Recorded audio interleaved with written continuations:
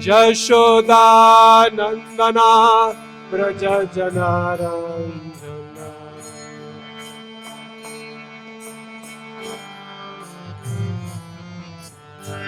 Jashoda Nandana Braja Janaranjana.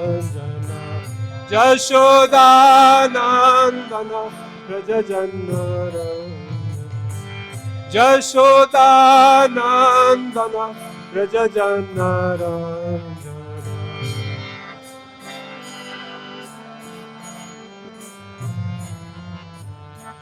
Jamuna Tira Manachari Yamuna.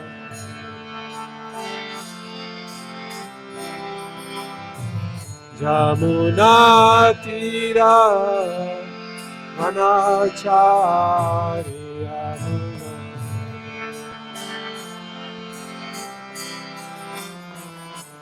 Jaya Radha Madhava Kunja Bihari Jaya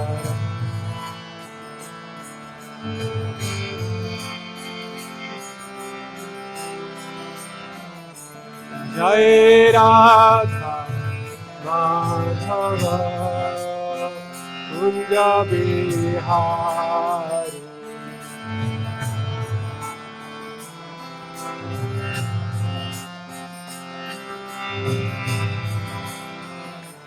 Jaya Radha Madhava Kunja Bihari. Jaya Radha.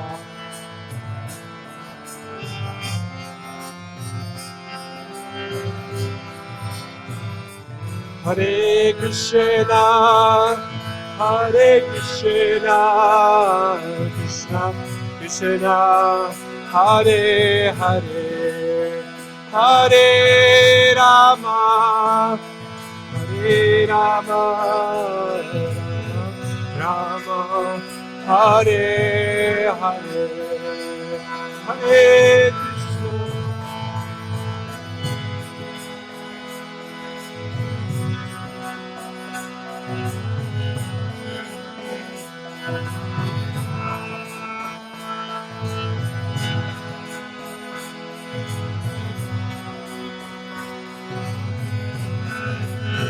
Hare Krishna, Hare Krishna, Krishna Krishna, Hare Hare, Hare Rama, Hare Rama, Rama Rama, Hare Hare. Bolo.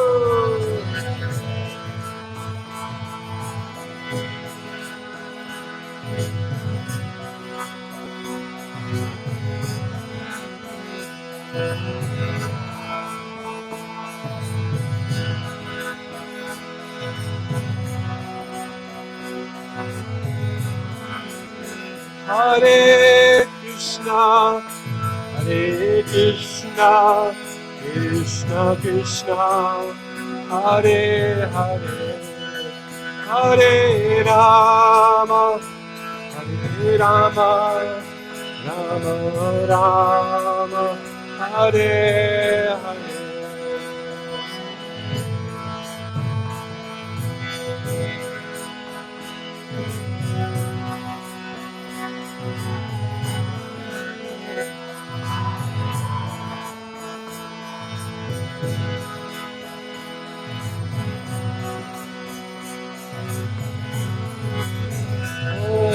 Hare Krishna, Krishna Krishna, Hare Hare, Hare Ram, Ram Ram, Hare Hare,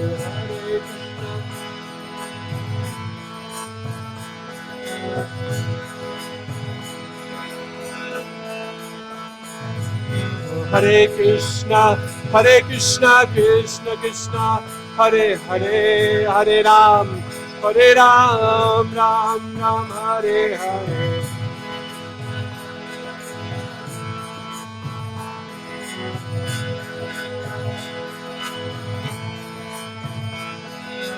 Hare Krishna, Krishna Krishna, Hare Hare, Hare Ram, Ram Ram, Hare Hare.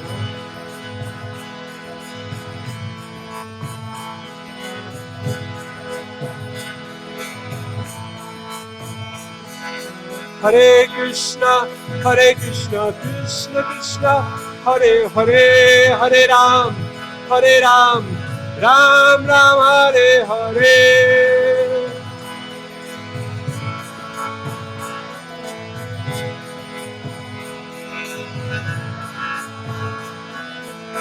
Hare Krishna, Krishna Krishna, Hare Hare, Hare Ram, Ram Ram, Hare Hare,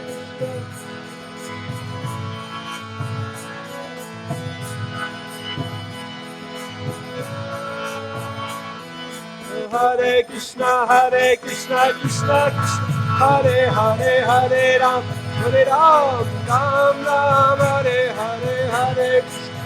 Oh.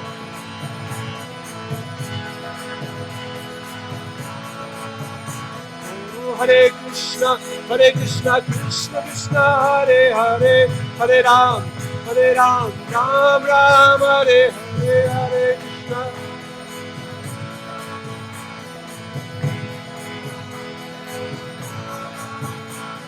Oh, Hare Krishna, Krishna Krishna, Hare Hare, Hare Ram, Ram Ram, Hare Hare, Hare Krishna.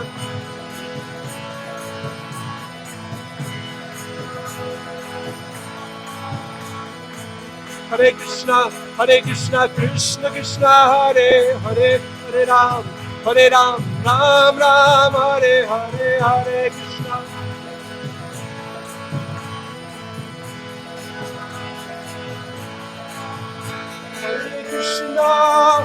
Hare Krishna, Krishna Krishna, Hare Hare, Hare Rama,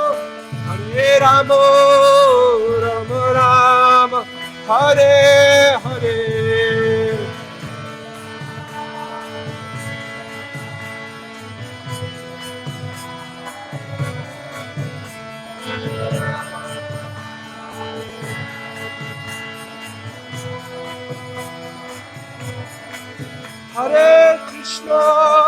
Hare Krishna, Krishna Krishna, Hare Hare, Hare Rama,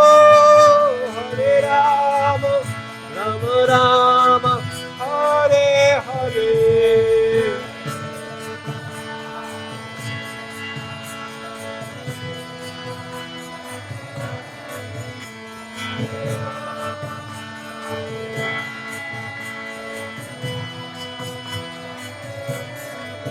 Jaya Jaya Prabhupada, Prabhupada, Jai Prabhupada,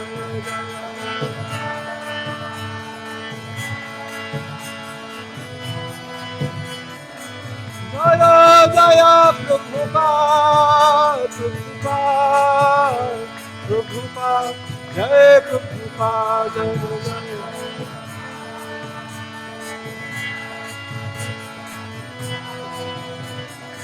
Nitai Gaura Hari Bol, Hari Bol, Hari Bol, Gaura Hari Bol, Nitai Gaura Hari Bol.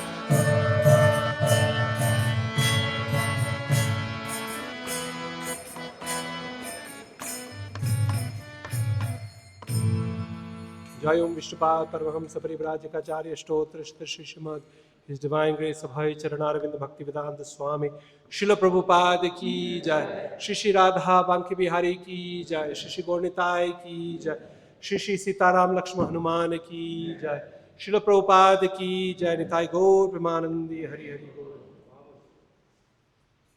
Hare Krishna, Hare Krishna. So a very warm welcome to all the wonderful devotees today evening for this special katha that we are going to hear.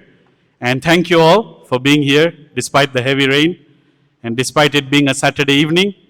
It's highly appreciated that everyone took out time to come today to the temple. to hear Krishna Katha. Now, generally, Krishna Katha is always very sweet and very wonderful. But it becomes even more sweet and more wonderful when it is spoken by a devotee, an exemplary devotee. And today we are so very blessed to have the presence and association of His Grace, Radhika Raman Prabhu. Radhika Raman Prabhu is a very accomplished and highly respected devotee. Radhika Raman Prabhu has excelled both in material life as well as spiritual life, and is a perfect example of excelling in both lives. Materially, he has accomplished a lot. He has earned a PhD from the University of Oxford University, and also he's a professor as well as head of department at the Utah State University. Apart from that, he has authored many books, more than 5, and he has been involved in very top level theological as well as philosophical aspects of education, and is very well known as Dr. Ravi Gupta. And when we talk about spiritual life, again, the descriptions are very many, but I'm trying to summarize because we want to hear more from Prabhuji. So, in spiritual life also, Radhika Raman Prabhu is very well accomplished, highly respected, and has really understood Srila Prabhupada's books and our ISKCON philosophy deeply. He has served as the Shastric advisory for the governing body commissioner, the highest authority of ISKCON. So he has served as the GBC Shastric advisory. He has also served as an editor for BBT. He has written several articles in Srila Prabhupada's very own Back to Godhead magazine, especially in the late 90s. Prabhuji was one of the frequent article person who was giving articles in BTG. And apart from that, Prabhuji has given so many lectures, discourses, and papers on philosophy as well as Krishna consciousness and its all glories. So very well and respected person. And today we are so blessed that he is with us here. He is a disciple of His Holiness Hanuman Preksha Swami, and he is also very special to the Nairobi Yatra. Generally, Prabhu is very special in whole ISKCON, but for Nairobi Yatra, he is very special because he married ISKCON Nairobi's very own Amrita Keli Mataji, who is also here present. Mataji was serving here for many years until Prabhuji came and took her away. But we are so grateful that you brought her back, and we are so grateful you're here. Please continue visiting us every year. And Prabhuji also has 2 excellent sons. Both of them are here as well. Please, a big round of applause for them.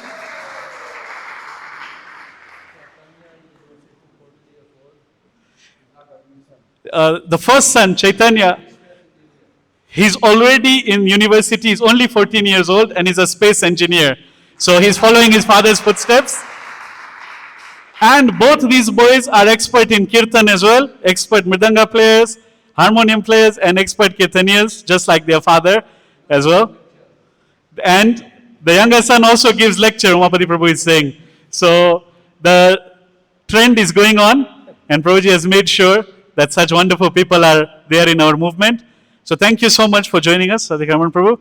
We welcome you. Please, if possible, come every year, and we would love to have you here.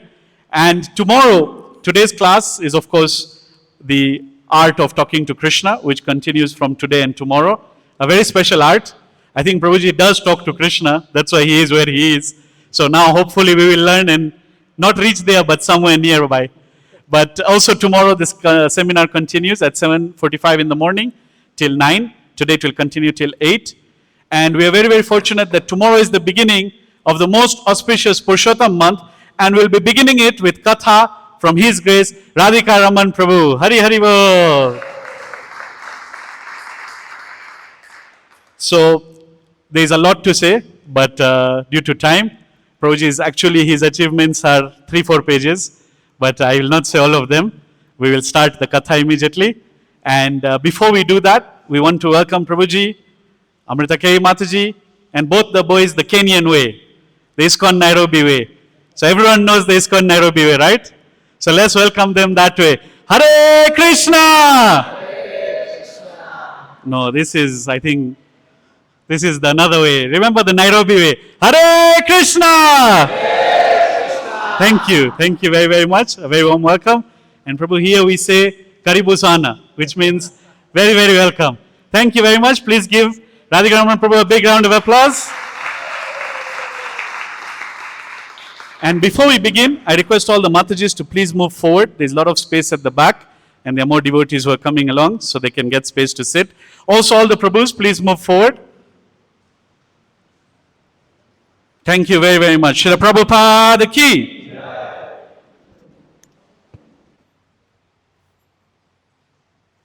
Om Jnanatimirandhasya Jnananjanashalakaya Chakshurunmilitam Jena Tasmai Shri Gurave Namaha. So thank you so much for that rather extraordinary introduction. Hanumat Preshak Swami says that an introduction always tells you who you are supposed to be. So it's always a little scary to hear one's own introduction.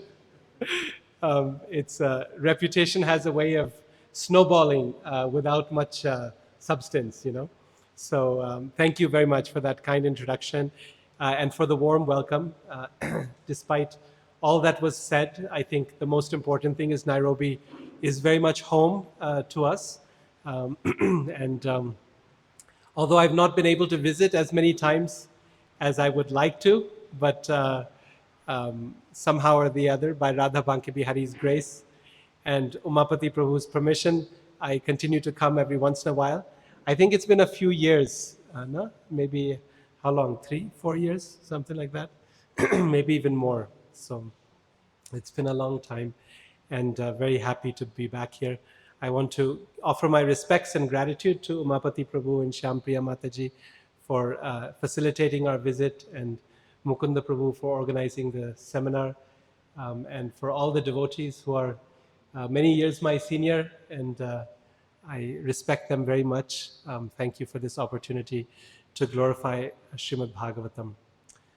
So the topic of the seminar is the art of speaking for Krishna, or speaking to Krishna. Sometimes also called tips for talking to Krishna. And you know, in this world, we often speak about the importance of effective communication.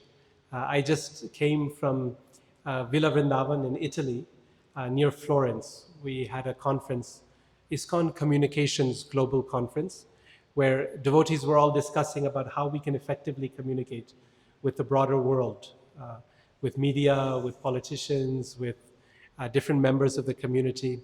So we all know that our success in this world is directly a product of how effectively we communicate. Our success in our job depends on our effective communication with our colleagues and with our customers. Our success in our families depends on effective interpersonal communication. Husband and wife require good communication between each other in order to be successful in marriage. So communication is understood to be very important. What I want to discuss today with all of us is what are some strategies for effective communication with Krishna? What are some ways in which we can ensure that Krishna will hear what we have to say? Shri Shri Radha Banki Bihari ki jai, Shri Shri Sitaram Lakshman Hanuman ki jai, Shri Shri Gauritai ki jai. How can we ensure that our communication is effective enough that Krishna will listen to what we have to say and perhaps even respond to what we are asking for, what we are telling him? How can we communicate effectively to Krishna, and how we can be good listeners of what Krishna has to tell us? That's the question that I want to address. Today's seminar, the first part, will discuss the first half, which is how can we effectively communicate with Krishna? How can we communicate what we want with Krishna? Tomorrow's part will talk about what kind of response can we expect from Krishna, and how can we effectively hear what he has to say. Okay? So this is the two parts, this evening and tomorrow morning during Bhagavatam class. That's the idea. Um, so, first of all, a fundamental question. Sometimes, as devotees, we often actually hear how it is important that we do not bring our material desires to Krishna, right? We don't ask anything of Krishna. This is something that we hear quite regularly because it is the highest standard of bhakti, right? Chaitanya Mahaprabhu says very clearly, na dhanam na janam na sundarim kavitam va. I do not desire anything material. I just want your bhakti, birth after birth. So sometimes we feel hesitant to express our mind to Krishna. We feel maybe it's not befitting, or it will have the wrong effect, or something of that nature. But in fact, we find that throughout the pages of Srimad Bhagavatam, there are many, many devotees who come to Krishna for all kinds of things. From the highest desire of pure bhakti to protection from danger, to getting some sort of material benediction, like a husband or a wife or something they need in life. Over and over again, devotees come. Because the Bhagavatam is the account of not just pure devotees, but devotees of all different levels, so that we can learn from their example and we can see how Krishna responds. So going to Krishna with whatever we have actually brings with it many advantages, many benefits that are not available when we come to others for help. We find that in life we always have to go seek help from someone, right? There's no question about that, because we are not independent. We cannot survive on our own. We need help. So going to Krishna for that help brings with it many kinds of advantages. So I want to start by asking you this question, because all of you here have some experience in practicing bhakti. Please tell me, give me one reason why it is beneficial that we go to Krishna with whatever desires we may have, rather than anyone else. Can anyone offer some? You just say it out loud, and I will repeat it in the mic so everyone can hear. Anyone have any thoughts? Yes, sir.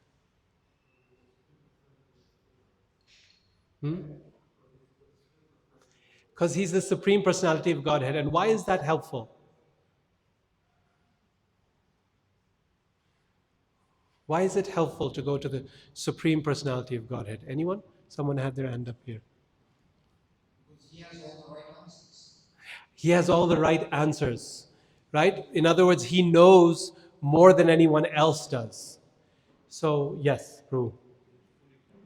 He's fully capable. So he has the capacity to fulfill our desires, if indeed they require fulfillment, more than anyone else does, right? Because his capacity is unlimited. Excellent. What else? Why else go to Krishna?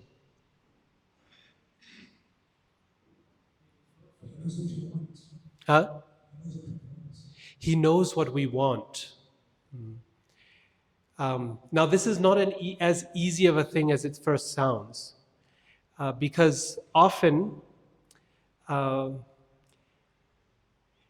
even we don't know what we want, right? We think we know what we want, but Krishna actually knows what we want.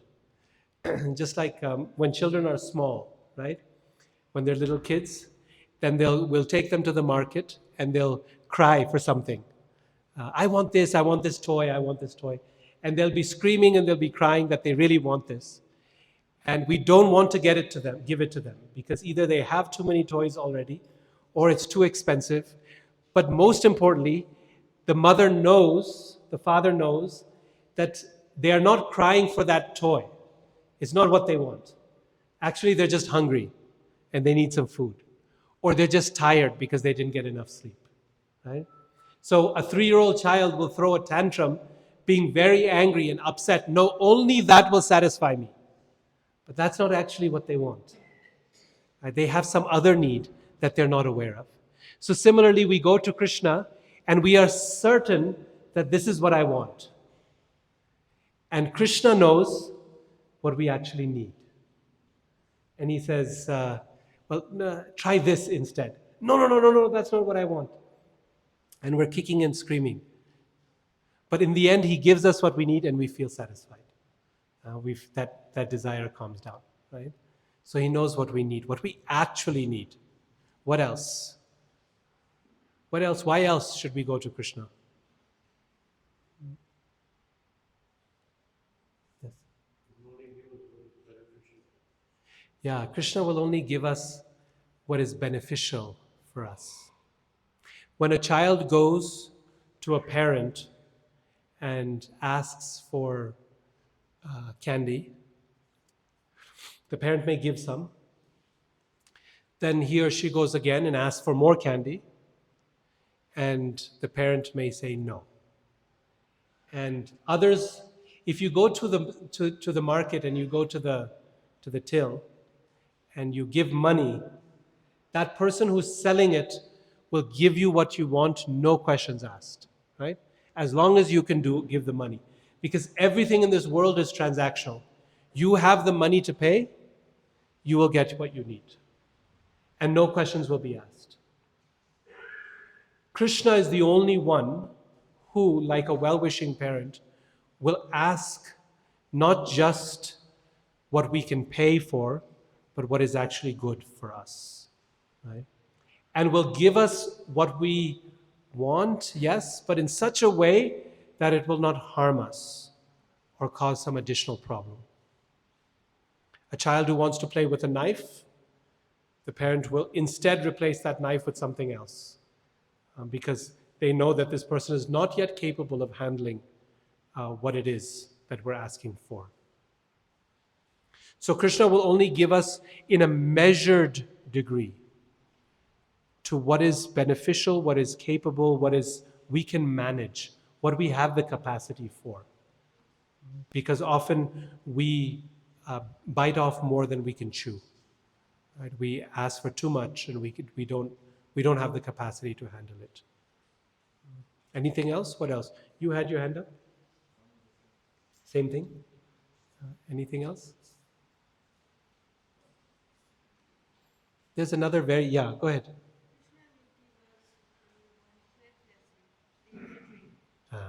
Very nice point. Krishna will give us what we want selflessly, without personal interest, without trade.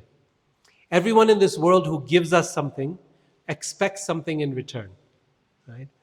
We often hear people say, "You owe me one," right? So they've done something for you. You asked them, they did something for you. Now you owe me one. Means there's always some expectation of return. And in this way, we become bound by all the people who help us. We expect something and we ask for something, we get something, and then we have to repay. If not in this life, then in the next life, we have to repay. Right? So everyone in this world expects something except Krishna. Krishna has a history of giving without expectation of return. In fact, he's been giving us lifetime after lifetime. There's no way we have the capacity to repay what Krishna has given us. And yet, just like outside, right, it's pouring rain. It's unlimitedly pouring. He's not counting the number of drops. He's not measuring how much water he gave us. He's just giving. Right? And then you can do with it what you like. Very important. Krishna is selfless in what he gives. So we don't become bound by karmic cycles when we approach Krishna. What else? There's one other very important reason to approach Krishna rather than anyone else. Every time we approach Krishna, something very important happens, something very magical happens. Our relationship with Krishna deepens as a result of that asking. When anyone we go to and express dependence or need to that person. And if that person responds in a heartfelt way, then immediately we feel some sense of indebtedness to them, some gratitude, right? Some relationship is built. And because our goal as devotees is to deepen our relationship with Krishna, one of the best ways to do that is to go to Krishna with whatever we need and whatever concerns we have, whatever challenges, whatever issues we have, whatever problems we want to present. Because every time we go to him and Krishna responds, the devotee's sense of gratitude and the devotee's relationship with Krishna grows deeper. And our bhakti increases as a result. This is why we find in Bhagavatam over and over again the devotees all approach Krishna. And this is why Prabhupada often quotes this verse, right? Akama sarvakamo va mokshakamo udarati tivrena bhakti yogena yajeta purusha param. That whether we have many material desires, or we have a desire for liberation, or we have no desires at all, it is best to go to Krishna. Yajeta purusham param. We should worship the Supreme Lord. Because if our goal is to anyway approach Krishna, to build a relationship with Krishna, then why not start there rather than to end there? Why not begin there? And a wonderful example of this is found in the story of Kardama Muni in third canto of Srimad Bhagavatam. When Kardama Muni, he performs austerities for I don't know how long, 100 years, 1,000 years, he performs austerities. And he tells, when Krishna appears before him, he personally appears before Kardama Muni, Lord Vishnu does, then he says, "My Lord, in this world, people who ask you for material things," he says, "are condemned. Because you are able to give the highest benediction, and yet they're asking for something much less. And they're asking for something so cheap," just like Dhruva Maharaj says, that I was looking for broken pieces of glass, but you have given me the most valuable jewel. So he says, people who ask for something material, they're very unfortunate, he says. And then he says, and I am one of those unfortunate people. Because I am getting ready to ask you for something very material. He says, I need to get married. I need a wife. Please help. And Srimad Bhagavatam describes how the Lord is very pleased at Kardama Muni. He smiles very kindly upon him. Prabhupada writes in the purport that although Kardama Muni knew what the highest standard was, but because he approached the Lord with honesty, the Lord was very pleased by his request. And therefore, he gave him a wife exactly according to his heart's desire. And Swayambhuva Manu's daughter, Devahuti. And then personally appeared as his son, Kapiladev. So the point is this, that although we understand what is the highest standard of bhakti, there's a process and there's a method for achieving that. And until we get to that point, Krishna is very happy with those who come to him with an honest heart. Because you see, pretense doesn't work very well in front of Krishna, pretending. After all, he knows our heart completely. He knows us better than we know ourselves, because he is the soul of the soul, right? He is antaratma. He is the self within the self. His understanding of our needs and desires is so great that we cannot hide anything from Krishna anyway. He knows our deepest, darkest secrets. He also knows everything good about us. So hiding from him, pretending that we don't have those desires, doesn't do anything. It just keeps us from Krishna. It doesn't convince Krishna of anything. It doesn't succeed in hiding anything from Krishna. It doesn't impress Krishna because he already knows what's in there. So, better we are honest with him. This is why that famous verse in Bhagavatam, Shinvatam Swakatha Krishna, Punya Shravana Kirtana, Hridyantastahya Bhadrani Vidunoti Suhrit Satam. Srila Prabhupada translates this Suhrit Satam. He says, the Lord cleanses the heart of the honest devotee. That's how Prabhupada translates that verse. It says, the honest devotee. Honest to whom? Honest to Krishna. This is who I am. And I've come before you. And because Kardama Muni was able to do that, therefore Krishna was very pleased with him. And he smiled very happily. And he blessed him. He gave him what he wanted, what he needed, and he also showed him the ultimate path back to Godhead. He stayed with him the whole time, through his whole journey. He gave him his heart's desire. He then appeared as his son, and then he gave him the instructions by which to achieve liberation. So coming to Krishna brings with it many, many advantages. And the purpose of our seminar today is to ask ourselves, how best can we do that? How can we do that effectively? Fortunately, we have many, many examples in Srimad Bhagavatam of this. Many examples of how devotees approach Krishna with their prayers and requests. How devotees of all levels and all kinds. And what's amazing is that there are certain consistent characteristics about how they do that. There's certain ways that are common to all these devotees. Yes, each one is distinctive, each one is unique, but there is also some things that are common in how they approach the Lord. We can see these in the way that devotees pray to Krishna in the pages of Srimad Bhagavatam. Bhagavatam has so many prayers in it. So many prayers. If you read Srimad Bhagavatam regularly, you will know that Shukadeva Goswami is less interested in the plot of the story and more interested in the prayers. And the way we know this is because just a few verses go on with the plot and the prayers will show up. Maybe I've told you this before, but when I was a child reading Bhagavatam with my mother and my brother, then we, as kids, we were more interested in the story than in the prayers, right?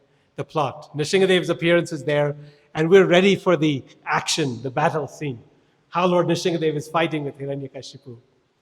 The problem is that you'd get 2 verses into the plot, the story would, and then someone would come in front of the Lord and start offering prayers.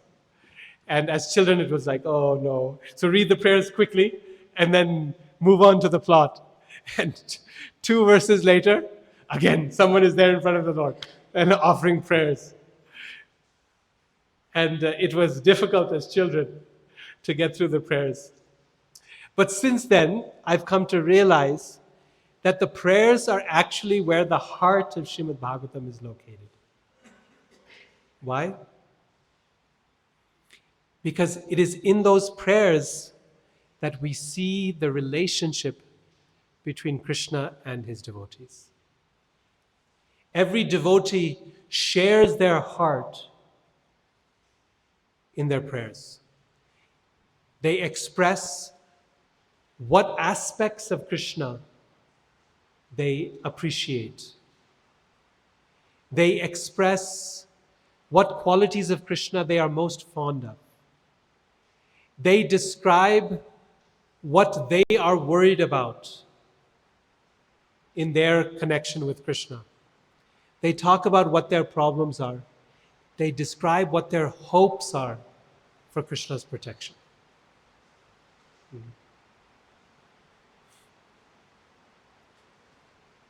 This is why the prayers are the very heart of Srimad Bhagavatam. It's actually where everything is present. And this is why Shukadeva Goswami, he relishes the prayers like anything. If you look at the story of the Ramayana, as it's described in Srimad Bhagavatam. So the Ramayana is present, is described over and over again through all the different Puranas. The Ramayana is told by Valmiki Muni, incomplete. But it's also present in the Mahabharata. It's called Ramopakhyana. It's also present in each of the Puranas. And it's also present in Srimad Bhagavatam. And Shukadev Goswami specifically tells Maharaj Parikshit that because you have heard you have heard Ramayana so many times already, therefore I shall tell you in brief, because you've already heard this. So I'm only going to give you some summary of the Leela, but I have to tell you Ram Leela, because there's no Purana without Ram Leela. The story of Ram has to be told, no matter how many times it is told. So he says, I'll just tell you in brief. So he summarizes entire kandas of Ramayana, like an entire kand, he will summarize in one verse. And then he met Shopnaka, and then he cut off her nose, and then he killed Kar and Dushan, and then he built the bridge to Lanka, etc., etc. And then he'll stop. And what will he stop for? Prayers. When the devotees, when the ocean, Varunadev, is praying to Lord Ramachandra to protect him from his wrath, he'll stop and he'll describe those prayers.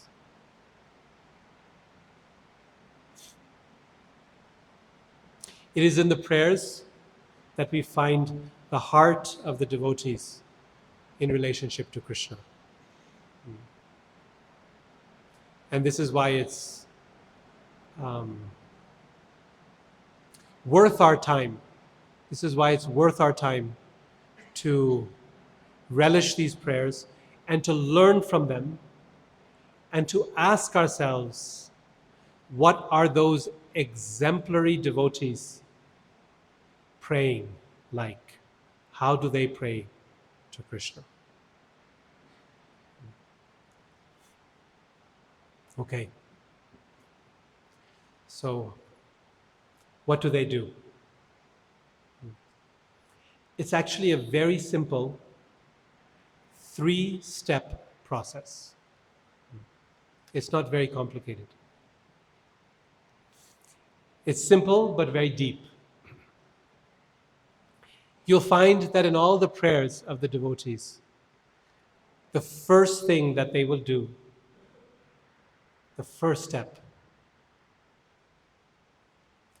will they tell Krishna about what the problem is?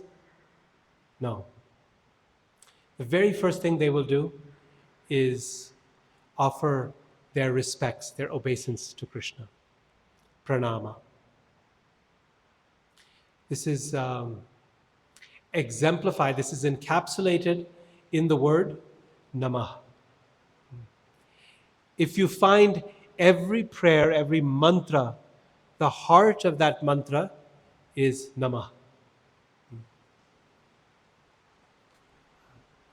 When Queen Kunti is praying to Krishna, she describes this very beautifully. She says, Namah Pankaja Nabhaya, Namah Pankaja Maline, Namah Pankaja Netraya, Namaste Pankajanghaye.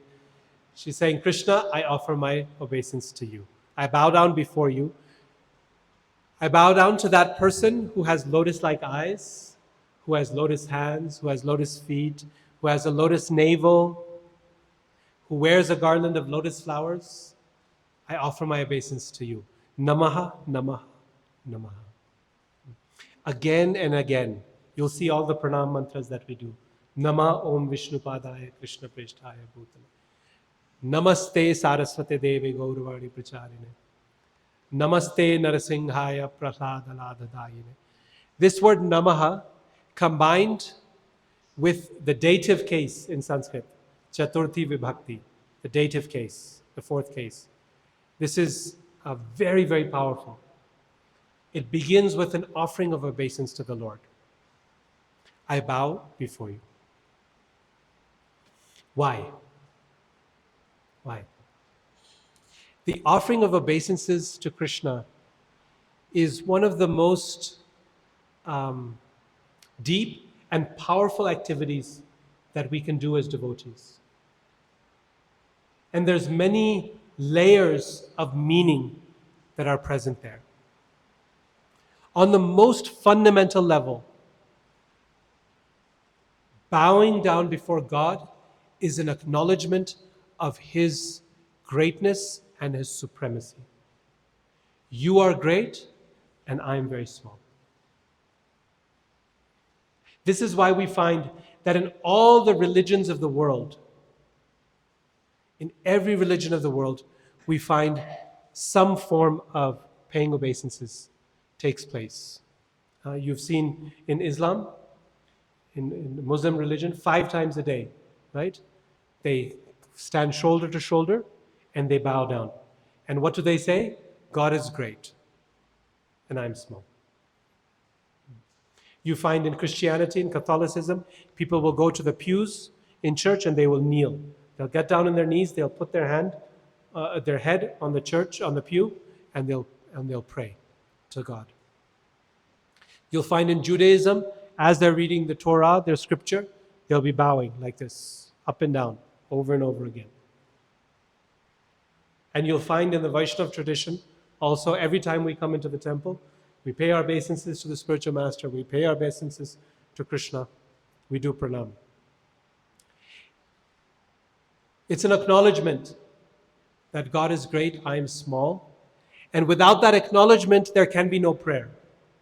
Because if I consider myself great, I have no need to go to anyone else. So there has to be some submission.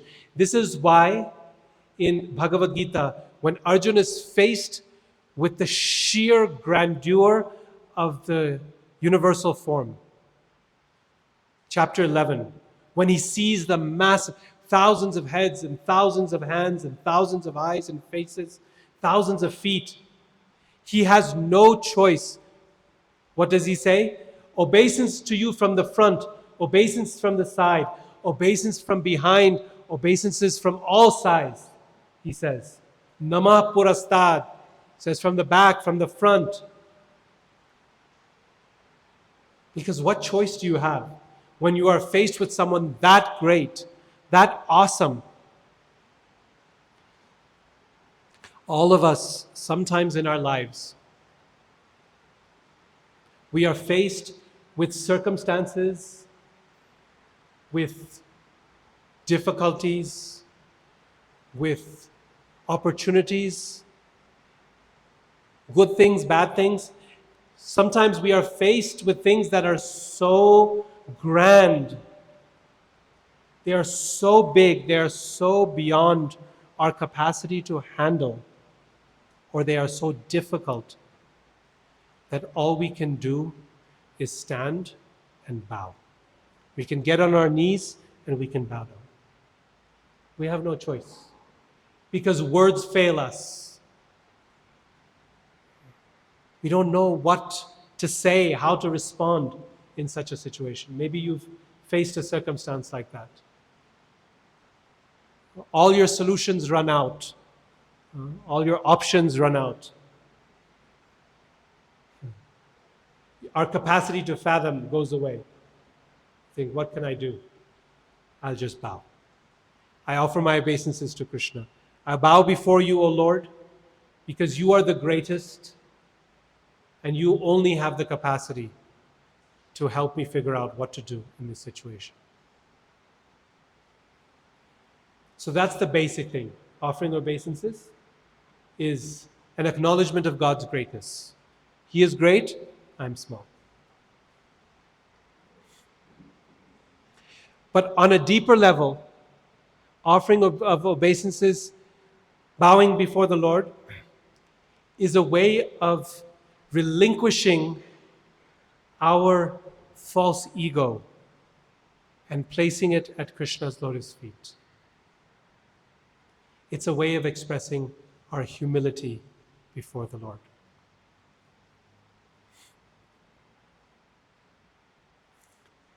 You see, so much of our pride is invested up here in our head. We're proud of so many things. We're proud of our intelligence. And bowing before Krishna means, Krishna, I want to make myself humble before you. I want to relinquish this intelligence at your lotus feet. We're proud of our ability to see things. We're proud of our ability to speak, to sing. How much time do we spend in beautifying our hair? Right? If you go to the market, in the self-care section, 90% of the products have to do with hair, isn't it? You have shampoo, and you have color, and you have straightening, and you have lengthening, and you have voluminizing, and you have all kinds of things, right? That we take pride in our hair. And not just for the ladies, the men also, on our shikhas, right? Nicely combing them and oiling them and tying them, right? And our, if we don't have much hair, then our mustache, our beards. So we all have pride up here in our beauty. Our eyes, our nose, right? In Hindi we say, if someone insults us, we say, naak kat gayi, right? Why naak kat gayi? Why not kaan kat gaya, ya muh kat? Naak, because the nose is very matter of pride. It's distinguished. It stands ahead in front of everything, our nose. Right? So much of our pride is invested here in our heads. And bowing before the Lord, bringing the head down, putting it before the Lord. This is a sign of our humility. There's a wonderful story in Chaitanya Charitamrita. Perhaps you've heard it before, when Lord Brahma comes to visit Krishna at Dwarka. You know this story? Brahma comes to visit Krishna at Dwarka, and he's at the gate, and the gatekeeper asks, who has come to see the Lord? Because many people would come to see Krishna from all over the universe. So Brahma says, it is I, Brahma, who has come. So Krishna, he's in the heart of every being, right? We said, he knows our hearts. And he understood that day Lord Brahma was feeling a little pride. And you know, when you and I, we feel a little proud, Krishna doesn't bother very much, because he knows that this material world is built in such a way that we will become humble very soon. Someone will say something and we'll be like, oh. Our pride will be reduced. He's not so concerned. But when Brahma becomes proud, it's a matter of great concern for Krishna. Because Brahmaji is responsible for the whole universe. He's responsible for maintaining all living entities. So his pride is of great concern to Krishna. You know, he does entire leelas to help Brahmaji with his pride. Just like Brahma Vimohan Leela. Right? Little bit of pride Brahma had, and Krishna had to deal with it. Just so he can do his service properly. Because if Brahma fails in his service, then we're all finished. Right? Similarly, when Indra becomes proud, then Krishna has to deal with it. So he understood Brahma has become a little proud this time. So he sent the gatekeeper back. He said, ask him which Brahma has come to see me. So Brahma became a little offended. He said, what do you mean? Tell him Chaturmukhi Brahma is here. The one with 4 heads. There's no other Brahma like this. Right? 4 heads. Very obvious. Creator of this world. Jagat Karta is here. The self-born Brahma, Swayambhu, is here. So Krishna says, okay, let him come in. Brahma goes in, and Krishna in his mind, he's called all the different Brahmas from the different universes. Some have 8 heads, and some have 12, and some have 16. Some have 100 heads, some have 1,000, some have 1,000,000 heads, 10 million heads. And Krishnadas Kaviraj Goswami describes very beautifully that when they all enter the room where Krishna is there, his court, they're wearing these golden crowns upon their heads, many, many crowns. And they all put their heads down on the ground, and it makes a large crashing sound with all this metal hitting the ground. And that crash, it shatters our Brahma's pride. He feels like a little fly on the wall, like a little mosquito. And all the Brahmas say, Lord, you remembered us, you asked us, what seva can we do for you? And the Lord says, no, I just wanted to see you today. Everything is good? Yes, by your grace, everything is good. Okay, you go. He did not want to humiliate our Brahma any more than he already did. He didn't want to publicly humiliate him. So he didn't say anything. He said, it's okay, you can go. No. But then our Brahma understood. Yes, right? He bowed his head before the Lord, his foreheads. It's actually not a very easy thing to bow before the Lord. I know as devotees, we think we put our head on the ground so frequently that we take it for granted. This is just a normal, it becomes a ritual. But actually, it's a very difficult thing. Maybe you may remember in your own life a time when you could not get on the ground. You see people who come to the temple and they'll do pranam, but they cannot put their head to the ground. Very difficult thing to do, actually, to humiliate oneself like that, to humble oneself like that. I remember one time in Boise when I was growing up, there was a great speaker who had come. He was a Mayavadi guru. And just the day before, he came to the temple in the morning as a courtesy. Just the night before, he had given a speech in a hall. And he was very pakka impersonalist. So he was telling everyone that everyone is God. And God is everywhere. Everyone is God and God is everything. We're all God. Next day, he came to the temple. All of his associates and followers, they at least did pranam like this to Radha Banki Bihari. There also we have Radha Banki Bihari, smaller Banki Bihari. Everyone put their heads down. He could not bow his head.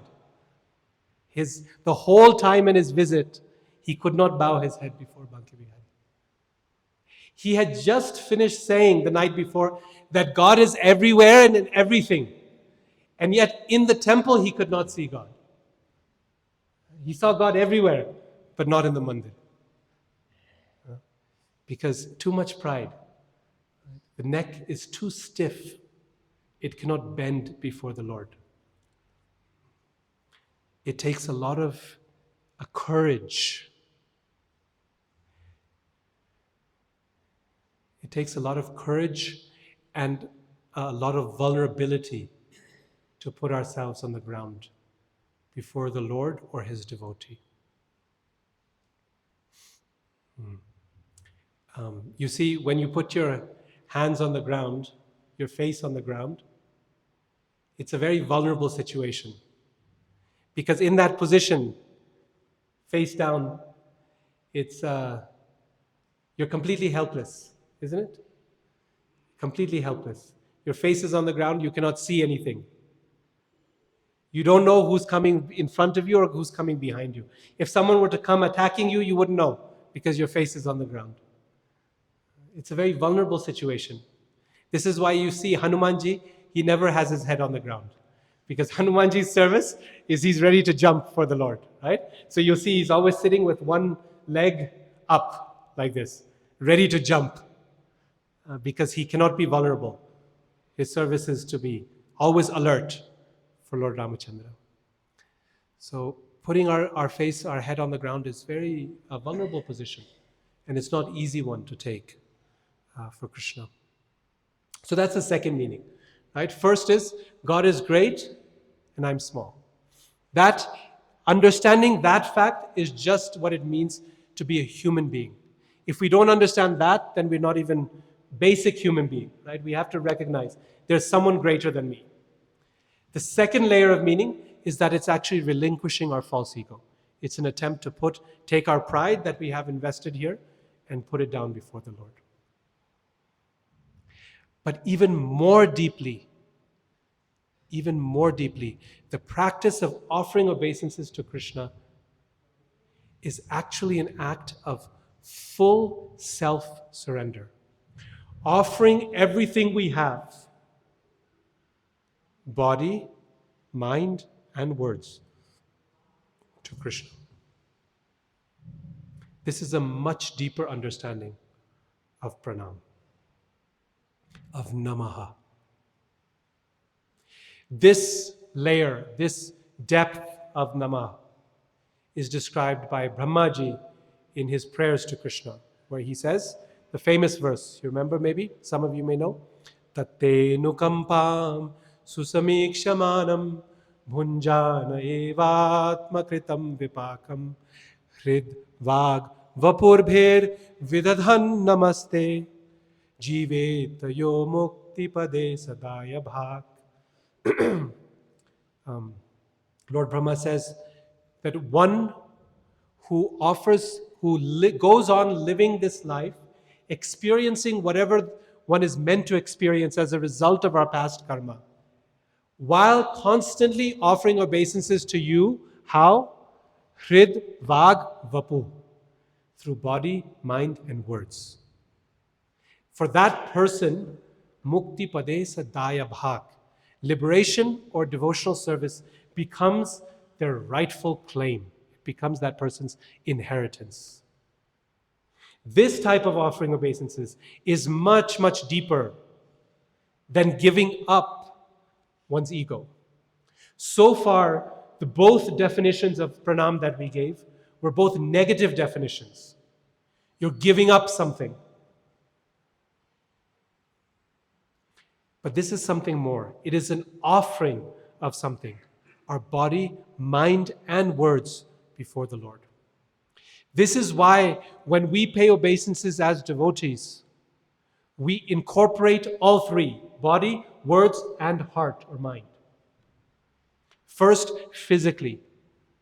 When we get down on the ground, this is why we do more than this. We offer obeisances with our full body. Head on the ground, knees on the ground, hands in front. This is really important. Hands in front. Why? Because we're showing Krishna. See, Krishna, I'm not holding anything back from you. I have nothing. This is why we also dance like this, right? Krishna, I have nothing to hide, nothing to hold back. I'm not keeping anything from you. I'm open to you. I'm entirely vulnerable to you. My hands are open. You know, in the United States, we have a big problem with guns. There's a lot of guns and a lot of gun violence. So even when the police, they stop someone for speeding or some other violation, they are also afraid because they don't know the person may have a gun. So when you're pulled over and your vehicle is stopped, the sirens behind you, you're stopped. When the police comes to your vehicle, what is the most important thing they want to see? You know? Not your license, not money, nothing. The first thing they want to see is your hands. They say, put your hands on the wheel. Not down, not behind, because they don't know what it is that you have. They want to see that your hands are empty. You're not hiding anything. So we go to Krishna and we surrender. My hands are empty. See, nothing is there. I don't have a plan B that I'm hiding behind my back. It's all for you. So the hands outstretched before him, face on the ground. In this way, we offer all the limbs of our body to Krishna. Panchanga or Shashtanga, the 5 limbs or the 8 limbs we offer before the Lord. And then Srila Prabhupada taught us that as we're paying obeisances, then we also say something. Yeah? The basic thing we say is the Guru Pranam Mantra. And Prabhupada said, you should chant the Pranam Mantra loud enough so that I can hear it. So that I can hear it, he told his disciples. Why?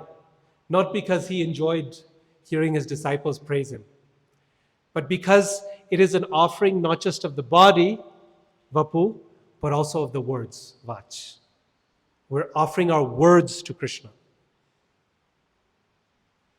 So we can offer that. We can offer other prayers also. When we're offering obeisances to Gorditai, we can offer Namo Mahavadanyaya, whatever prayers we have. But we should use our words in the process of pranam. This is why when we offer obeisances during Premadhvani, Jai Om Vishnupad Paramahamsa Parivara, we have got our head on the ground, everyone's saying Jai. One person is saying the mantra, everyone is saying Jai. We're offering some words as well. So our body, our words.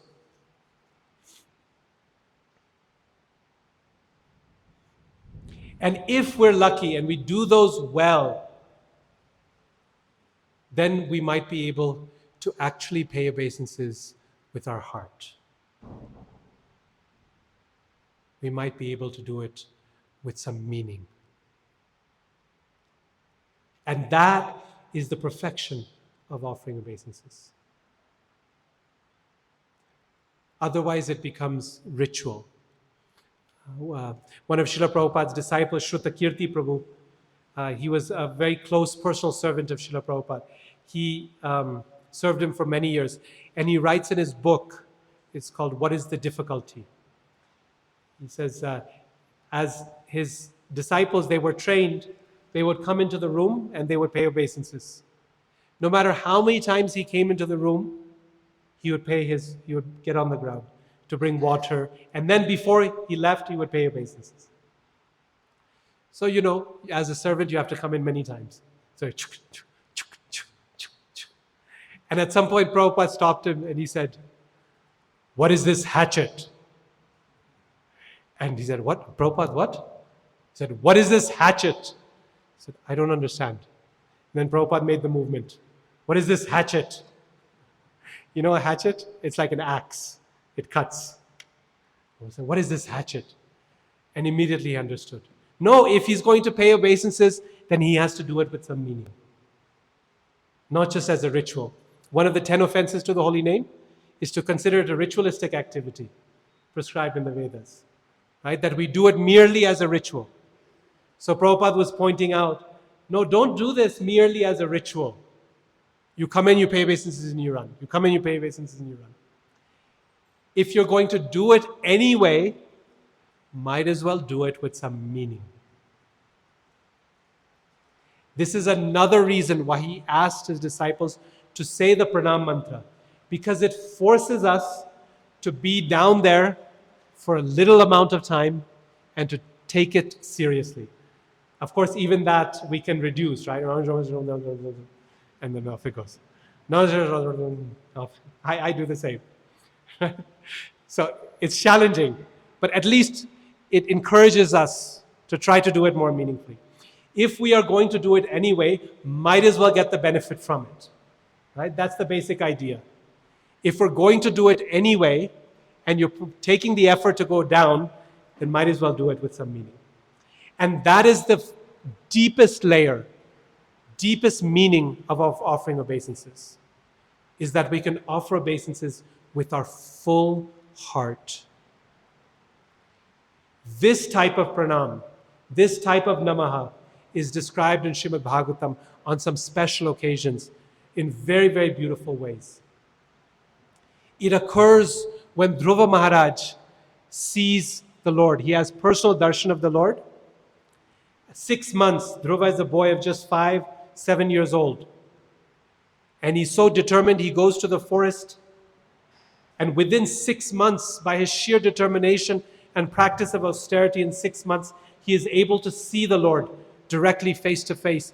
And when Krishna appears before him, Bhagavatam describes that he falls down to the ground like a golden rod, like a stick.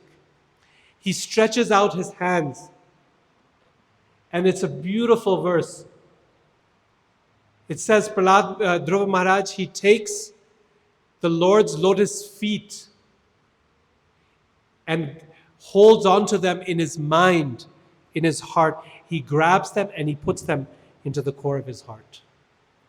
While offering obeisances, he is embracing the Lord's lotus feet with his hands.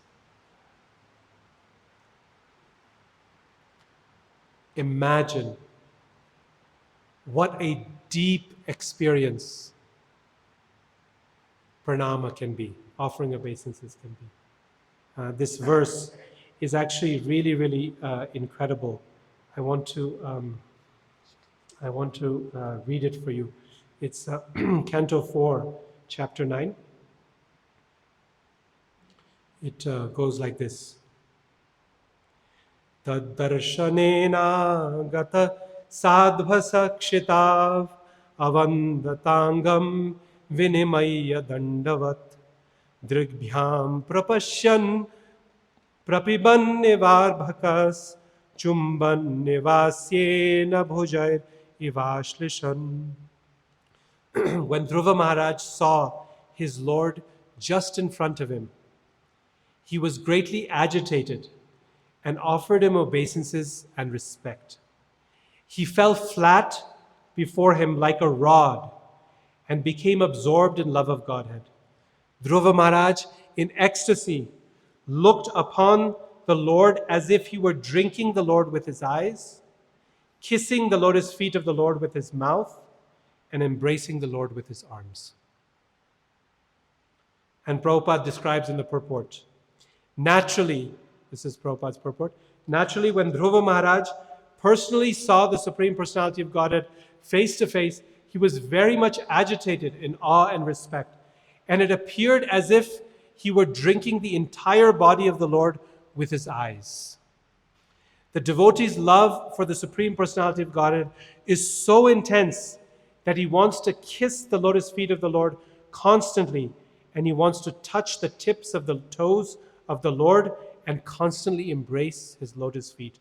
All these features of Dhruva Maharaj's bodily expression indicate that upon seeing the Lord face to face, he developed the 8 kinds of transcendental ecstasy in his body. Means, think about how deep of an activity just offering obeisances to the Lord can be. It becomes an offering of one's entire self to the Lord, one's deepest self. I've seen this many times with advanced devotees, the way they offer obeisances.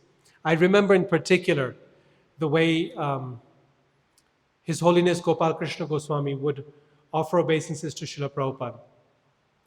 Every time when he arrived in one place and before he left any place, he would pay his dandavats to Srila Prabhupada. Even when later in life it became very difficult physically, he would pay his dandavats. And if you saw his face as he would come up from paying dandavats, his whole face was just transformed. It was like he had given his entire life to Prabhupada in that obeisance.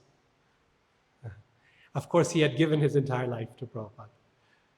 But he would give his life to him over and over and over again.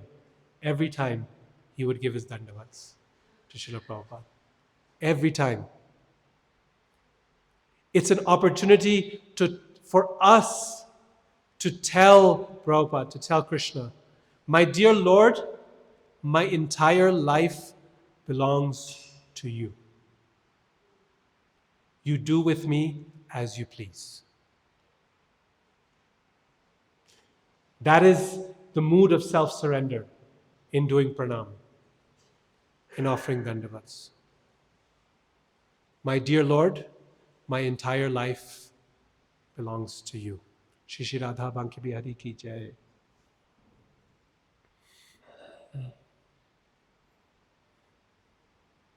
And if we can offer obeisances like that, that is the perfection of our bhakti.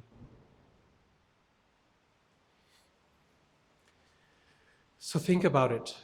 So many layers of meaning just in this act of namaha, just in this act of pranam. It's an acknowledgement of God's supremacy and our insignificance. It's an offering of humility, relinquishing of our false ego. It is an offering of our body, mind, and words to Krishna. And ultimately, it's the deepest expression of our full surrender. Our ability to say, Krishna, I am yours. I'm completely yours. And you can do with me as you like. This is the beauty of bhakti, of devotional service.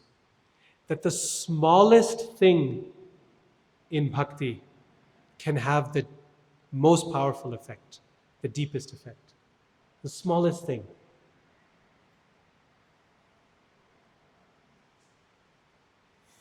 This is why in the end of Bhagavad Gita, when Krishna summarizes all his instructions to Arjuna, he says, let me tell you again my highest instruction, my most secret instruction.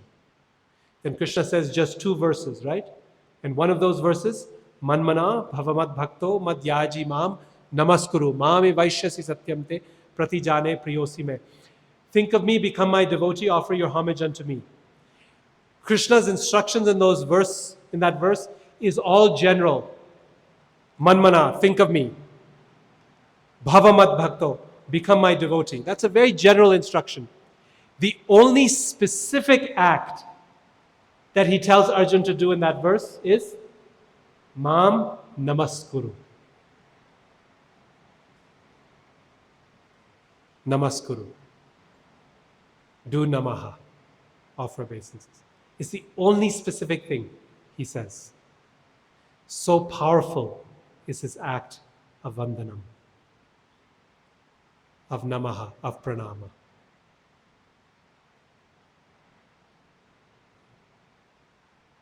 This is called Anjali, right? Anjali or Pranjali.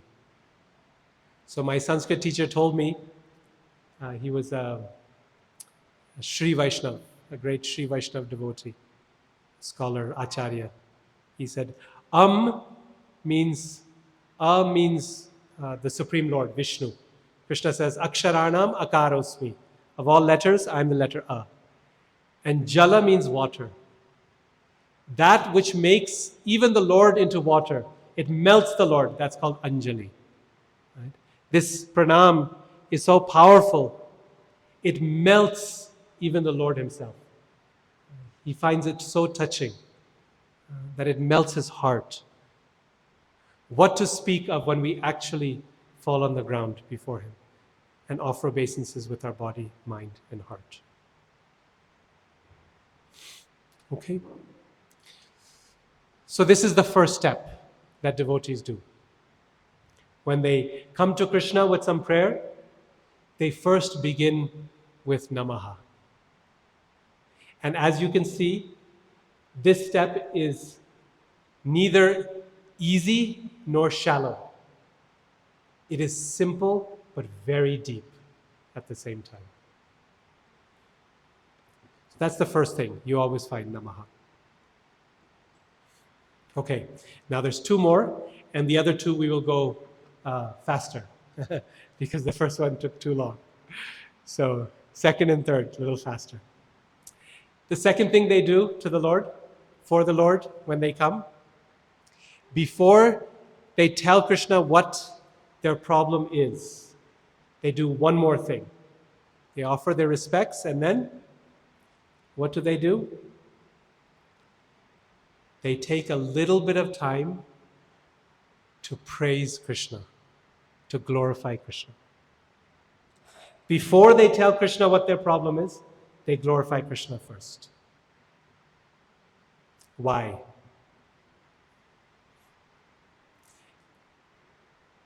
Well, on the one hand, we may think that they want to soften Krishna a little bit, right? You want to ask something from someone, then first you praise them. You compliment them. Oh, आज तो बहुत अच्छे लग रहे हैं आप. You're looking good today. Then immediately you know that this person is going to ask you something. If there's an uncalled for compliment. If there's some reason, okay, no problem. But someone just comes up to you and randomly compliments you, then you know, oh, they're going to ask something. This is a very common strategy in book distribution. It works very well. You go up to someone and say, oh, you look like a very intelligent person. And immediately that, oh, yeah, okay. These books are actually only meant for intelligent people like you. Please take a copy. Or you go to when you're distributing in the airport, you tell people, oh, you look like you're a very well-traveled person. You've been to many places. Oh yeah, I've traveled many places. So this book is actually meant for those who have a lot of experience in this world. Please take a copy. So you offer some nice words, the person is more likely to be receptive. But actually Krishna, he cannot be manipulated in this way. He cannot be flattered in this way. He knows, or he already knows that we're coming to him to ask for something. He already saw that coming before we saw it coming. So actually we spend time praising Krishna first because that is beneficial for us. You see, what happens is when we come to Krishna, and when we come to Krishna with a problem, with a need, with an issue, we are completely overwhelmed by that need. That problem is the biggest thing in our life. Right? This is why we're coming to Krishna. We're feeling overwhelmed, we're feeling confused, we're feeling really stuck, and we're feeling like there's no way out. When we take even a few minutes and we decenter the problem and we center Krishna instead, that in itself allows us to see the solution to the problem. Because when you're overwhelmed with something, and that's the biggest thing in your life, it's very difficult to see how to solve it, right? Just like if my notes are up here, I can't read them, right? There's no way, it's too close. I have to put them out, then I can read it. If you're too close to a situation, you cannot see it properly. So when we're overwhelmed with some kind of issue, when something is bothering us, there's no way out. But when we decenter the problem, we decenter ourselves, and we center Krishna, just that act of seeing Krishna first, it helps us put that problem into proper perspective. Yes, the problem doesn't go away. Yes, it's still a problem, but it's no longer the end of the world. Yes, I recognize Krishna is here. This is what happened to Dhruva, right? Dhruva Maharaj, he went to Krishna with a problem that was completely overwhelming him. When he left home, this was the only thing he could think of. I want to prove my worth to my father. And I will do it by showing him a kingdom greater than his own. I'm going to prove my worth, prove who I am. That problem had completely consumed him,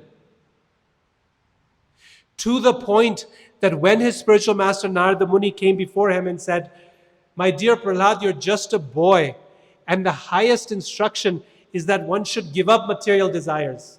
Why are you so... These things are temporary. The kingdom will come, it will go. Go home, have fun, play, you're a child. And Dhruva Maharaj said, I can completely understand that your instruction is the highest, and it is good for me, and yet I cannot do it. I cannot do it. And so he goes and he prays to Krishna, and Krishna appears. But before, he first does Dandavat, but before he asks Krishna for what he wants, what does he do? What does he want to do? He wants to offer prayers. He wants to glorify Krishna. But he doesn't know how to do it. So what does Krishna do? Instead of telling him, Prahlad, I already know you're a good boy. I'm in your heart. Don't worry about it. Just tell me what you want. Krishna actually puts his conch shell upon his head in order to give him the power to speak the prayers that he wants to pray. Why? Not because Krishna wants to hear his praises. He has unlimited numbers of people praising him, and Ananta Shesha praises him with 1,000, with 1,000,000 hoods every day, all the time. Therefore he's called Uttama Shloka. He allows Prahlad, Dhruva Maharaj, the power to praise him, to offer prayers, because he knows that this is beneficial for Dhruva. And with that conch shell upon his head, Dhruva offers wonderful prayers. And as he prays to the Lord, he comes to this incredible realization. That problem which was enveloping him, which was overwhelming him, which was so big that he could not see a way out, suddenly that problem becomes very small. He's put it into perspective. And he tells the Lord, what I had come to ask from you was just for a few broken pieces of glass. And what I have received, that is yourself, your bhakti, is the greatest jewel. So I don't want to ask anything. So small does that problem become just by the act of offering praises to the Lord, that Krishna has to remind him and say, no, Dhruva, you wanted this. I will give it to you. You must have it. Because when we stop offering prayers to Krishna, he knows you will leave here and that problem, that desire may still remain in your heart. So better you fulfill it. And then you can come back to me.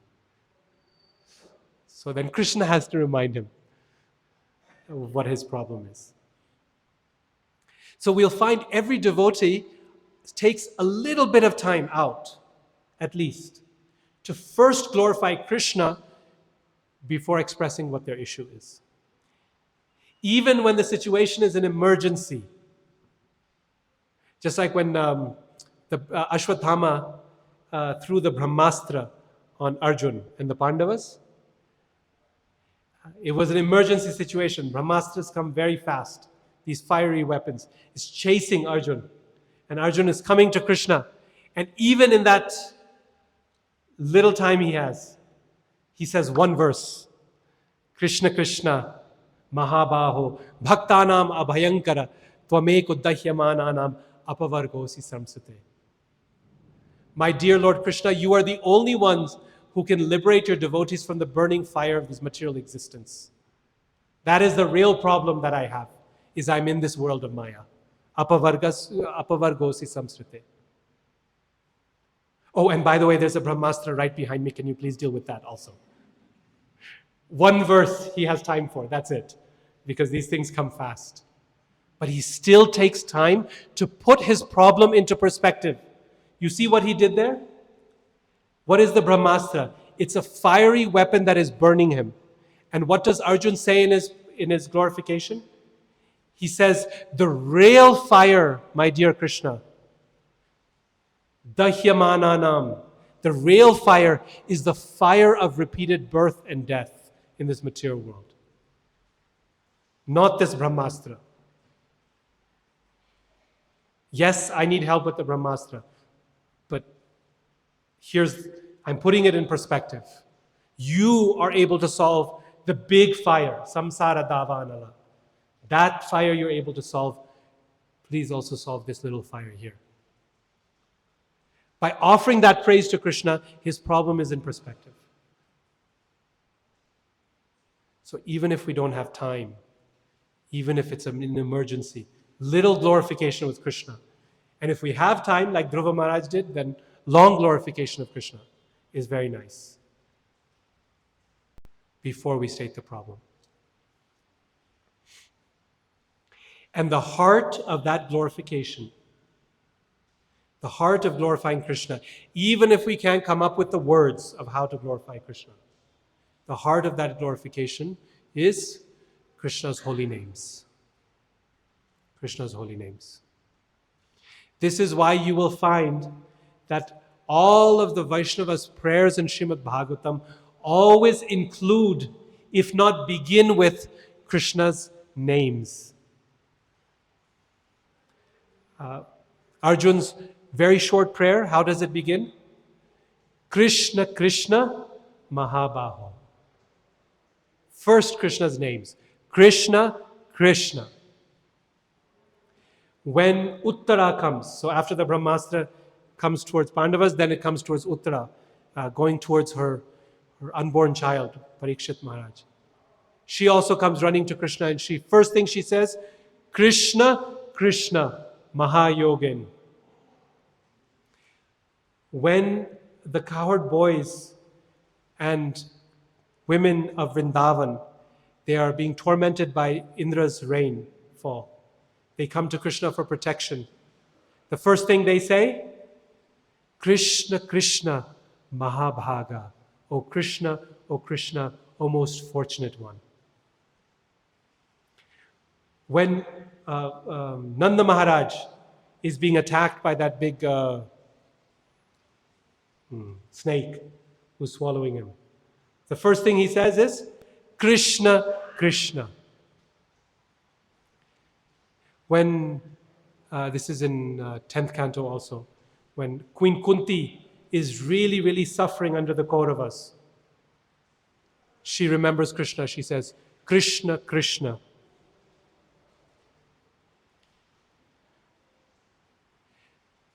When Draupadi is being attacked by Dushashan in the assembly, she says, Govinda Pundarikaksha Rakshamam Sharanagatam. Twice she calls Krishna's name. First, Govinda, Pundarikaksha, lotus-eyed Lord. Rakshamam, protect me. You see, Krishna's holy names are such a wonderful way of praising him. Shri Radha Banki Hari ki jai. Shri Gaurnitai ki jai. Shri Sitaram Lakshmana Hanuman ki jai. Krishna's holy names are such a wonderful way of praising him, because within Krishna's holy names, we can invest all of our feelings and emotions towards Krishna and offer it to him. Think of Krishna's holy names like a vessel, like a bowl, sufuriya. And in that, I know a little something of Nairobi. Not much, little something. In that, we can pour all of our feelings towards Krishna. So that when we chant Krishna's names, we're offering that relationship, those feelings to him. This is the case with names in general, you know.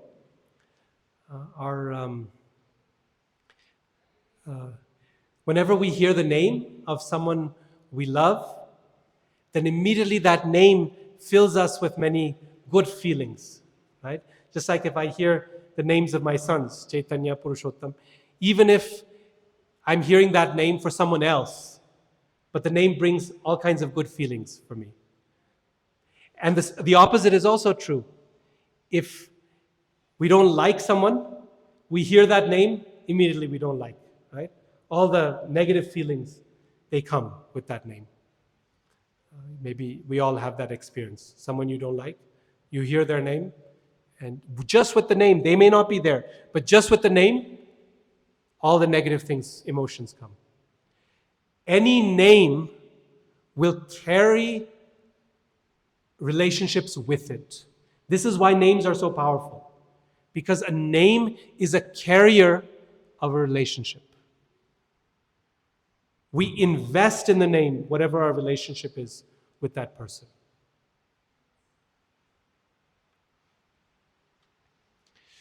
So when we call Krishna's name, we can invest it with whatever it is we feel for Krishna. And the longer we have been practicing bhakti, the more that we have been through for Krishna's service, the more we have to fill in that vessel. Krishna, you and I, we've been through a lot together. You remember the time you helped me with this? Remember the time you did this for me? Remember the time I was able to do this for you? Remember the time when you gave me so much trouble? All those feelings, love, fear, maybe a little anger, whatever it is, right? It goes into our chanting of the holy names, our kirtan, our bhajan, our japa. It should go into it. If it doesn't go into it, then our chanting becomes a ritualistic activity and it has very little effect. But if it does go into it, then Krishna receives that with great gratitude. This is why when we hear Krishna's holy names from a pure devotee, it has such a powerful effect. Because that devotee has filled their realization about Krishna, their experience, their love for Krishna into that Harinam. And so when they do that kirtan, when they do the Hari Katha, when they do japa, it affects the heart in ways that are much deeper than if we listen to some professional recording. And as we practice bhakti, we can feel that difference in a person's chanting. In our own chanting, in the chanting of others. We can feel what they are offering. Just like when someone is, there's famous drama productions. You can go to big cities and you can watch a production of Hamlet, Shakespeare's plays. And people will spend a lot of money to go watch these productions. And of course, they already know the story, right? That's why they're going. They know the story of Hamlet. And they know the famous line, to be or not to be, that is the question. But no one will pay money to hear me say that, to be or not to be. But when some famous actor comes, people spend a lot of money to hear that actor say, full of rasa, to be or not to be. That is the question. And everyone's like, oh, amazing, amazing, amazing. Right. Why? Because that actor has invested all of their feeling, all that bhava into those words. And everyone can feel it here. So the same is true with the devotee. When the devotee invests their feelings towards Krishna in Krishna's holy names, and we are able to drink of it, it transforms the heart. And similarly, when we hear Krishna's holy names and Krishna Katha from someone who has malintention, maybe they have a desire for personal profit or self-aggrandizement, or they have some desire for followers or position or whatever it is. Or they have a desire to criticize Krishna through impersonalist ideas, then it becomes sarpochishta yathapaya. It becomes like milk touched by the lips of a serpent. We have taken Krishna's names, which are putam hari kathamritam. Krishna's names are always pure, right? That cup is golden. And yet, we have filled it with sarpochishta yathapaya, with milk touched by the lips of a serpent. And we are giving that to drink. And so the audience will die, spiritually. right? They will be harmed by that katha. So think of Krishna's holy names as a vessel. And whatever it is that we have experienced in our life, we can offer that to Krishna just by calling out his names. If we can't figure out any other way to praise him, Krishna, Krishna, or just the Mahamantra, we can offer that to him. And that is the best, the highest form of praise. This is what Queen Kunti is doing in her prayers. You remember how she invests all of her experiences with Krishna into her prayers? She says, my Lord, you were there when our house was burned down, Lakshagriha. You were there on the battlefield when we were being attacked by so many. You were there when Durvasa Muni came hungry with his 10,000 disciples and we had no food. You were there when Bhima was poisoned. You were there in all of these circumstances. She's taking all of those experiences and she's investing them in her prayers. And saying, in none of those occasions, Krishna, did you abandon us? Why are you abandoning us today? Please stay. Don't leave.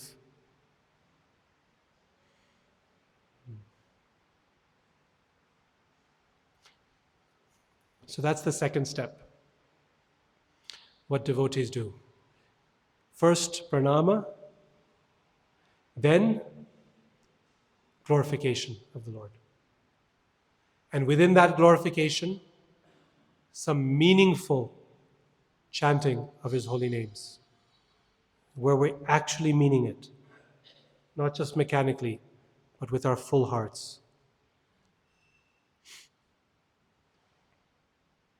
And then, once that is done, then they say, Krishna, I have this problem. That's usually, if you read the prayers in Bhagavatam, that's the shortest part of the prayer. Is the statement of the problem. It's the shortest part. Usually in one verse, they say it. That's it. They don't want to dwell on it.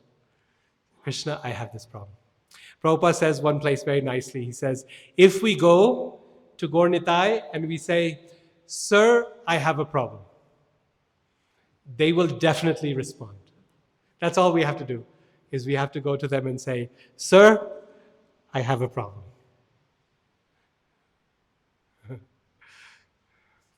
This is what Arjun did at the beginning of Bhagavad Gita.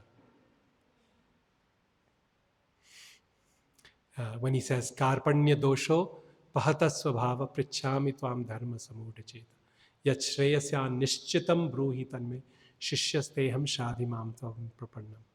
My dear Lord, I do not know what is best for me in this situation. I do not know what is my duty.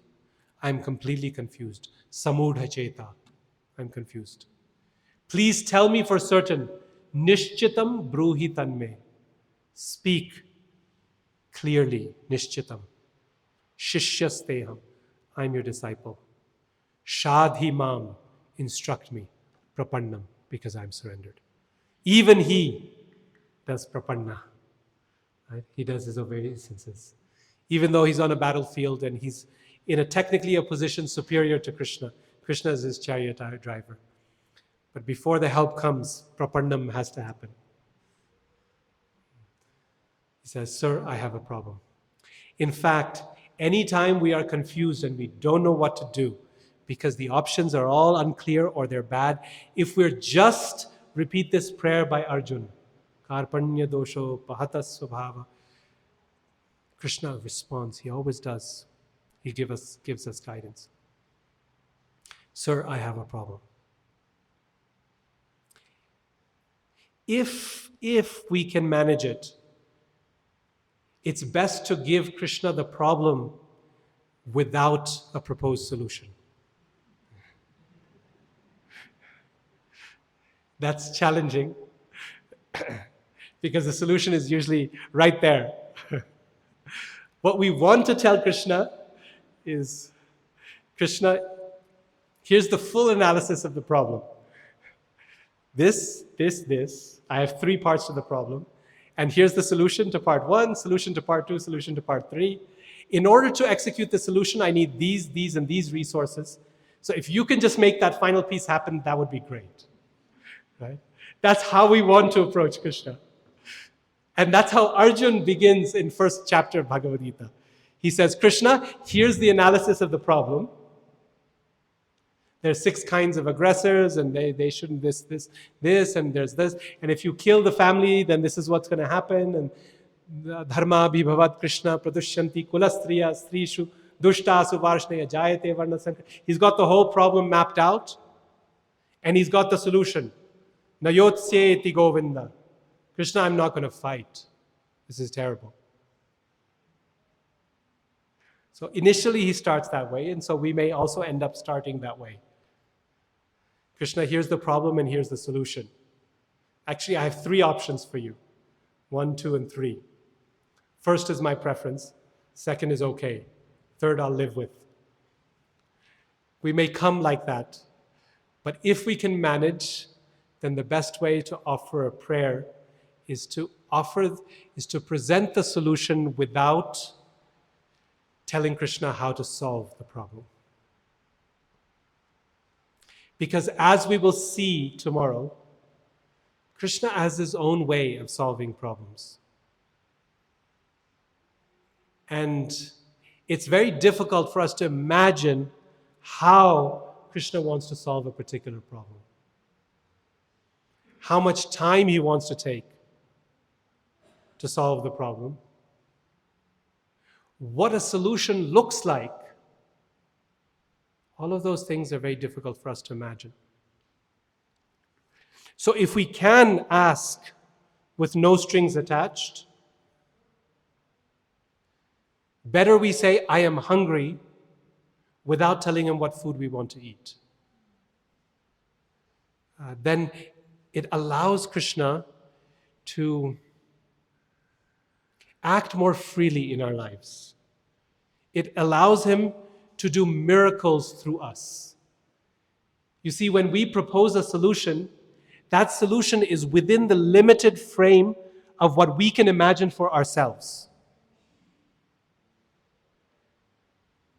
We come to Krishna with a load of firewood on our head, and the firewood falls off our head, and we ask him, please help by putting the firewood back on our head, because that's the world that we can imagine, right?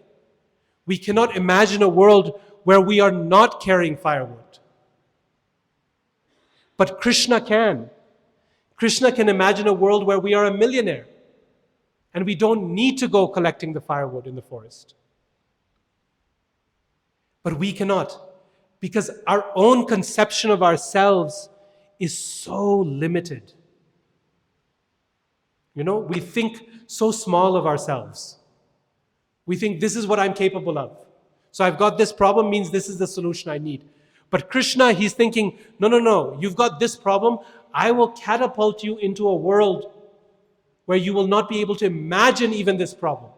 This problem itself will disappear. You will not need a solution to the problem. Because Krishna knows what we're capable of. So when we leave the solution open to Krishna, Krishna is capable of doing miracles through us.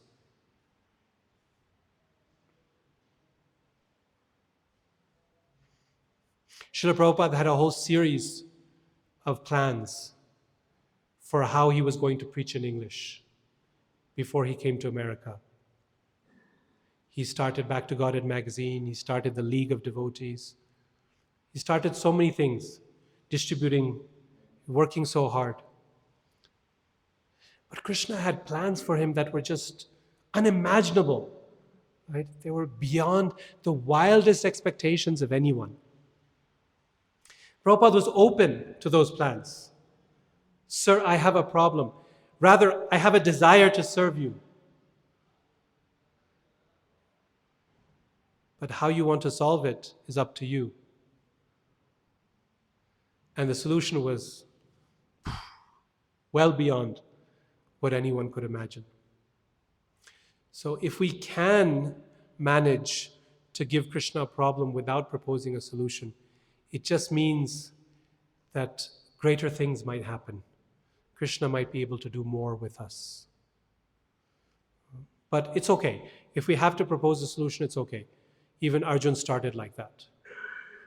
Krishna then will wait. He'll wait for us to work through our solutions before he'll then propose his own solution to the problem. So this is the process. Pranama, Namaha. We talked about offering obeisances and five different levels of what offering obeisances means. Well, first we talked about why it's best to approach Krishna, right? Why it's beneficial to go to Krishna even when the matter is embarrassing. Better to be embarrassed in front of Krishna than anyone else. So why we should go to Krishna. Then if we're going to go to Krishna, first pranama, and how namaha can become a deeper and deeper and deeper expression of our bhakti. What it means and why we should do it meaningfully.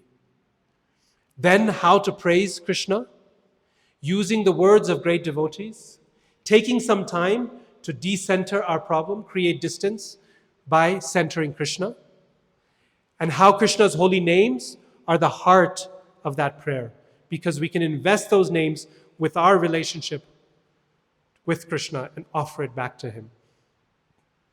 And then we talked about stating the problem as concisely as we can, with as few strings attached as possible. Once we have done all of that, then Krishna will respond. There is no doubt of it in Bhagavatam. Krishna always responds. But how he will respond, what his solution will be, how much time will he take to respond, will he say yes or no, in what way will Krishna communicate his response, will we be able to hear that response and act according to it? For the answer to all of those questions, please come back tomorrow morning, where we will discuss the other side of the equation. You see, communication is a two-way street. You communicate, but then there has to be a response. So in order to complete that communication, today we've spoken about how we present ourselves to Krishna. Tomorrow we will speak about how Krishna presents himself to us. Thank you very much. Hare Krishna. Hare Krishna.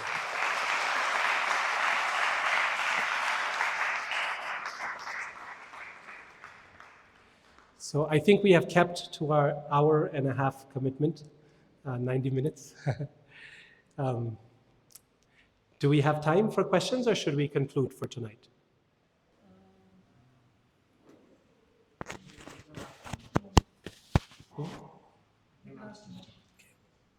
So tomorrow's session, we will keep some additional time for questions. We will discuss Krishna's response, but then on both directions, both our offering of prayers to Krishna and Krishna's response, please keep your questions. So any questions or thoughts or anything you'd like to share from today, please make a note of them so you don't forget, and we'll make sure that there's time tomorrow to raise those questions, okay? Tomorrow morning at 7:45. Thank you all so much for listening patiently and very kindly, and looking forward to seeing you tomorrow if you have the time. Hare Krishna. Thank you so much. His Grace Radhika Ramana Prabhu ki. So there is one question, one prayer that the Lord has definitely answered, and that is for dinner prasad. It is ready and available for everyone downstairs. So, but thank you so much, Prabhu, jokes aside, for such a wonderful session today. So much profound knowledge we've all learned today, and something new that everyone has learned. How many devotees have learned something new today? Please put up your hands. Wonderful. So, as Prabhu mentioned, there's a part 2 tomorrow at 7:45 in the morning, up to 8:45, 9. And also there, Krishna has answered our prayer. There is breakfast prasad for everybody as well. So please do attend, be on time, and take maximum advantage of this. Also, tomorrow everyone gets the wonderful opportunity to offer a deepa, a ghee lamp to the lordships as the beginning of Purushottam month. So please come in the morning and offer the ghee lamp as well. And this will go on throughout the entire month. So whoever can find time between 7:30 a.m. to 9 a.m. every single day, please make sure you come and you offer a ghee lamp to Purushottam, and in that way get his blessings more and more. And as we continue to hear Krishna Katha tomorrow from His Grace Radhika Raman Prabhu. Once again, His Grace Radhika Raman Prabhu ki, ISKCON and BBT founder Acharya Shri Prabhupada ki, Shamaved Bhakta Vrinda ki, Nitai Gaur Premanande.